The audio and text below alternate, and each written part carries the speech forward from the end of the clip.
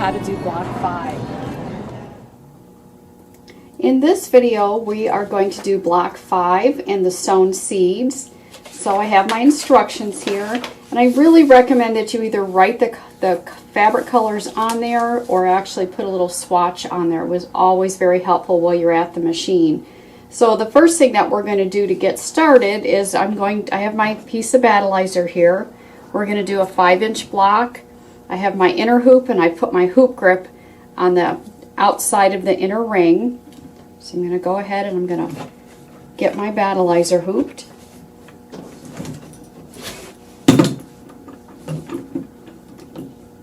And I've chosen to use the optional wool batting, so I have my batting prepared, and I have the outside edges pressed about 1/4 inch in, and you'll see why as we do this. And then I have all my fabrics ready, so you can refer to your instruction sheet as far as which fabrics you're going to need. So now we're going to go to the machine and we're going to get started on this beautiful block. Okay, I have my machine set up. My embroidery design has been brought up. We've already hooped our battleizer, and I have my hoop on the machine. I have embroidery bobbin thread in the bobbin, and you can put neutral embroidery thread in the needle, or I just use the Vanish Light water-soluble thread. And what the machine will do for step 1 is it will stitch a placement stitch.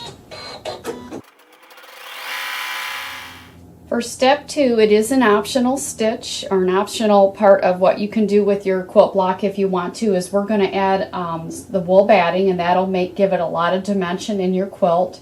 So we have our little piece of batting cut that's been pressed on the edges, and we're just going to center it just inside that placement stitch.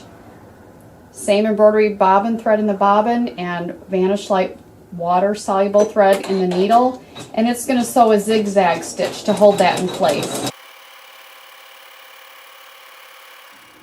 For step 3, we're going to take your fabric 4 and you're going to lay it over your block, and you will probably have about 1/2 inch on each side. So just kind of get it centered, and then with the water-soluble thread it's going to tack that fabric to our batting and our battleizer.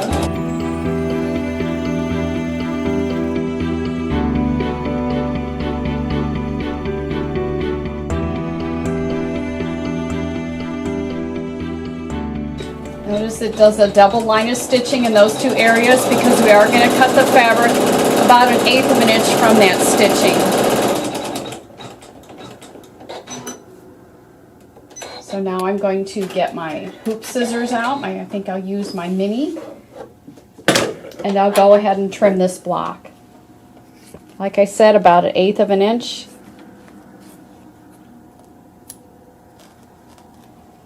Doesn't have to be perfect. It is going to be covered up by more fabric.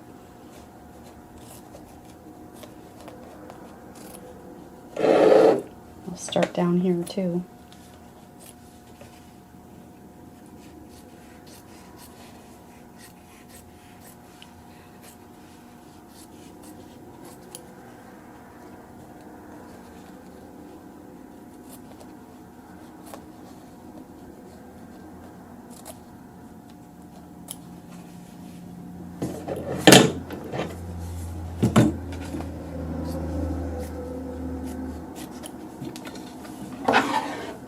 So there's step 3 all trimmed up. For step 4, you're going to take your fabric 5 and you're going to place it over this area at the top, and just peek under, make sure you have that area fully covered. You'll be about 1/2 inch at the side and 1/2 inch on the top. And with water-soluble thread, continuing with that, we're going to do the tack down stitch for that.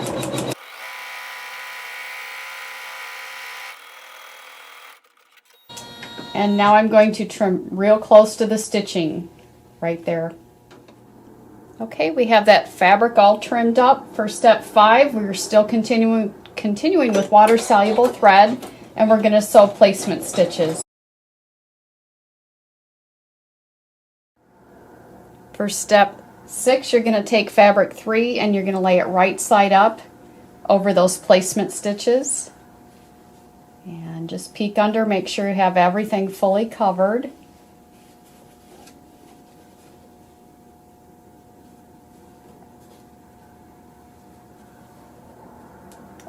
you can sew the tack down stitches.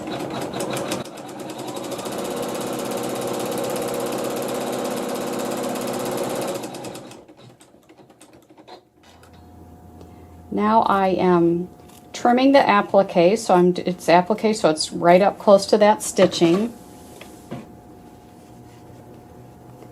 And anything that is on the edge, we're going to leave that overlapping, because when you sew your seam together, you're going to want to make sure that if you're out just a little bit, you want to make sure that that color fabric is showing. But that's all trimmed up.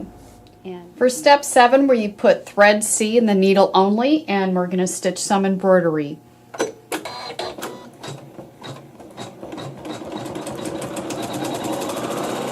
For step 8, you're going to put thread E in the needle and the bobbin and sew the satin stitches.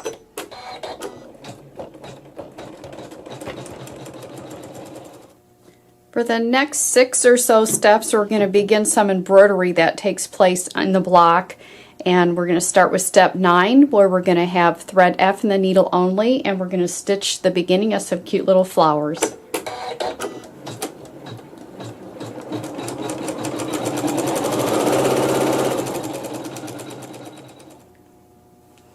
For step 10, we're putting thread C in the needle only, and we're stitching the embroidery.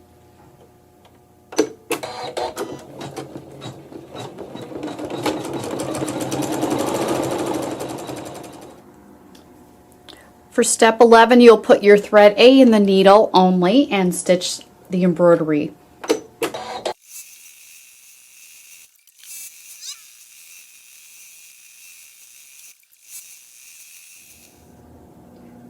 For step 12, we are putting thread G in the needle only and sewing some more embroidery.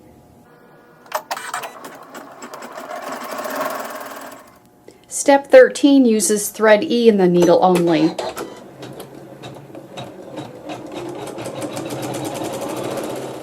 For step 14, you're going to place thread G in the needle only, or green thread if you have it.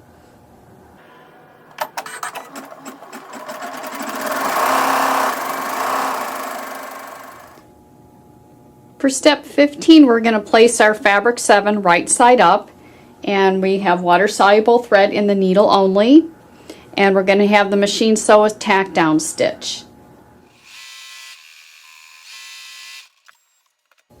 Now I'm going to trim close to the stitching, probably a little closer to the stitching in this area, almost right up to the stitching, but towards the center you can trim about 1/8 of an inch, and then get in a little bit closer as you get towards the end here again.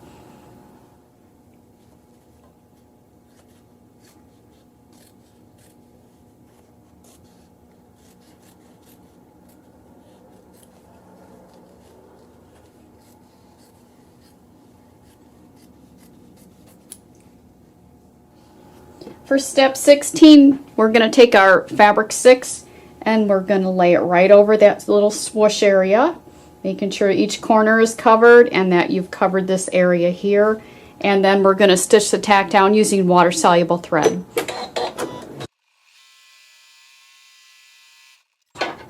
Now you can use the Hoop Scissors Mini and trim right up close to the stitching like you do for machine applique. For step 17, we're going to place our backing fabric on the back of the hoop, right side up, and you can spray with a little temporary spray adhesive if you want to, or sometimes, especially with the smaller blocks, it does tend to adhere to the battleizer. So it's up to you which you prefer to do. Go ahead and center the backing on the back. Smooth it out, and we're going to put water-soluble thread in the needle only, and it's going to sew a basting stitch around the outside of the block. So now we will use the water-soluble thread to sew the backing on.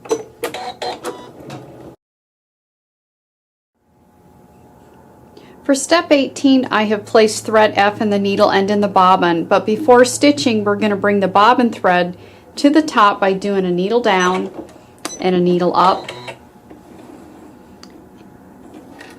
And you need to do this for the remainder of the quilt block because you have the backing fabric on there, and by doing that you'll have fewer bird's nests on the back and it makes for a much prettier looking back. So I'm going to do a few stitches and then cut these jump threads.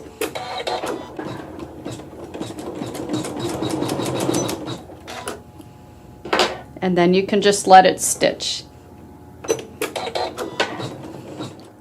For step 19, I have thread E in the needle and the bobbin. And just a reminder, make sure your automatic thread cutter is turned off and do a needle down, needle up to bring the bobbin thread to the top. And then you can begin the quilting. I like to stop it and cut those threads, and then let it finish up. For step 20, I have put thread D in the needle and also in the bobbin. And just a reminder, do your needle down, needle up. Sew a few stitches. And then trim the thread. And this will avoid the bird nests on the back. And what this step will do is it'll stitch some quilting that's been designed and digitized by master quilter Sharon Schaumburg.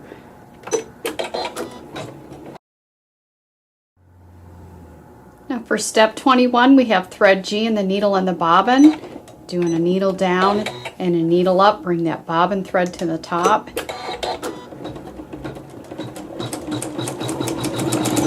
Sew a few stitches, cut the thread, and continue with the quilting designed and digitized by Sharon Schaumburg.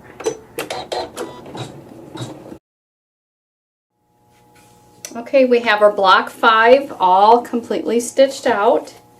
So let me remove it from the hoop. And now what we're going to do is we're going to use our trimmer by George to trim all 4 sides using the trimmer by George. Let me just show you the trimmer by George. It has a crimped edge on it, and the crimped edge is what helps get between the fabric and the batting, the battleizer, to get up really close to it. So we're going to take that metal edge, scoot it right up in there next to that basting stitch and lay it down flat. And just check to make sure you don't see any fabric peeking out. Might have to make an adjustment if you do. You will need to use a 16mm rotary cutter. And you just cut right along.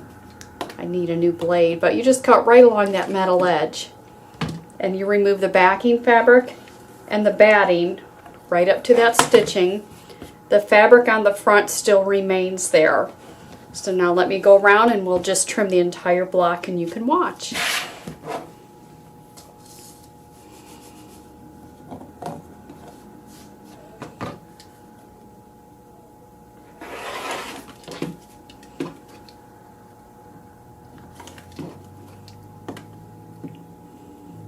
Yep, time to replace the blade for me.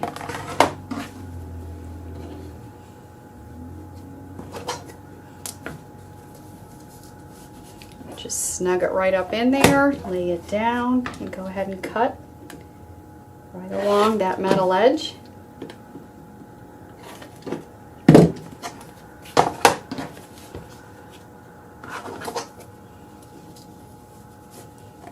Final side.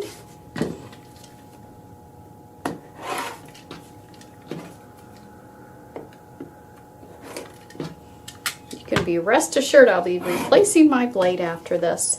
So then what you're going to do is we have everything trimmed up right up to the stitching, the batting and the backing fabric, but all you have left in the front is the fabric that is on the front. So then the next step we're going to do is you're going to flip your trimmer by George over. We had it like this. Now we're going to flip it over and use the 1/4 inch mark. We're going to lay that right on the basting stitch, and then with our rotary cutter we're going to cut that to 1/4 inch, and this will be our seam allowance. We'll do that on all 4 sides for this specific block. You'll have to look at your instructions in your slideshow on each block, because as you work your way towards the outside of the quilt, there might be different trimming instructions for those outside edge blocks. So as you get further along, be sure to just double check how you're supposed to trim those. So this is my block 5. all completed. And I think it's absolutely stunning.